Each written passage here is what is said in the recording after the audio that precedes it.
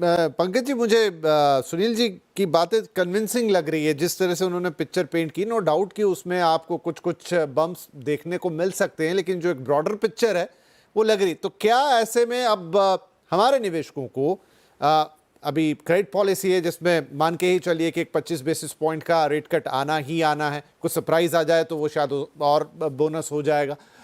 उसके अलावा अभी बाकी के नंबर्स भी ठीक ही ठीक हैं, चाहे इन्फ्लेशन की बात करें चाहे ग्रोथ नंबर्स की बात करें, कंट्रोल में है।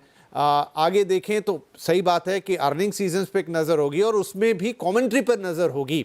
ऐसे में क्या आपको अपने मार्केट पे ही ट्रस्ट करना चाहिए? हाँ, आपके जो बाइंग फंडामेंटल्स है वो सही होना चाहिए कि क्या खरीदना है आपको, क्या नहीं खरीदना है, लेकिन आपको बहुत पैनिक करने की जरूरत नहीं है।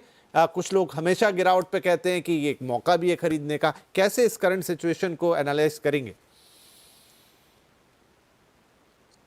देखो Vipin ji, we'll have to be rational. और अगर हम बात पैसों की कर रहे हैं, फाइनेंसिस की कर रहे हैं, इकोनॉमिक्स की कर रहे हैं, तो एक सेकेंड के लिए let's keep the patriotic fervour on the side. अगर हम एक पैट्रियोटिज्म थोड़ी देर के लिए साइड में रख दें and let's talk only on financial basis, on economic basis, on money basis.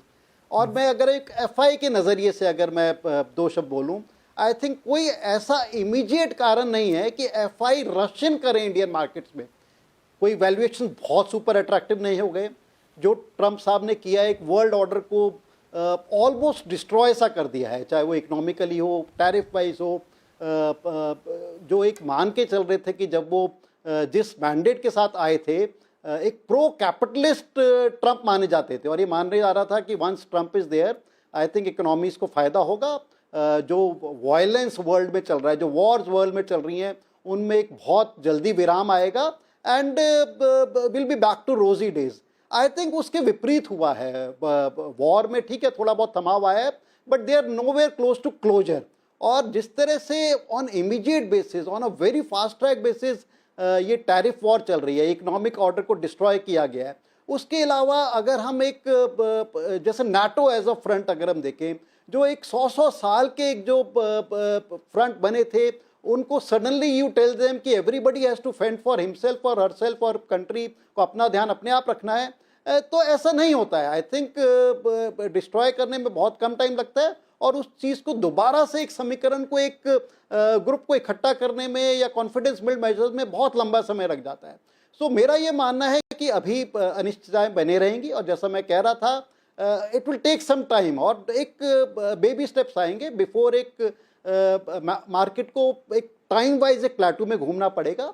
और उसके अगर हम देखें, ठीक है डेफिनेटली इंटरेस्ट रेट्स में हो सकता है एक एग्रेसिवली थोड़ा कटौती आए, चाहे वो डोमेस्टिक की बात हो। यूएस फेड की अगर हम बात करें, वहाँ पर एक और अपनी जंग छिड़ रही है between president Trump and US Fed. I think US Fed का बयान बिल्कुल सही है कि जिस तरह की पॉलिसीज है, इन्फ्लेशन का काफ़ी बड़ा खतरा है, and there is no aggression from my side to cut on interest rate. और प्रेसिडेंट साहब कह रहे हैं कि आप why don't you go ahead and cut the rate. तो बहुत सारी चीज़ें, बहुत सारे गोल्स, सेल्फ गोल्स इधर उधर से हो रहे हैं, and they have been shooting around.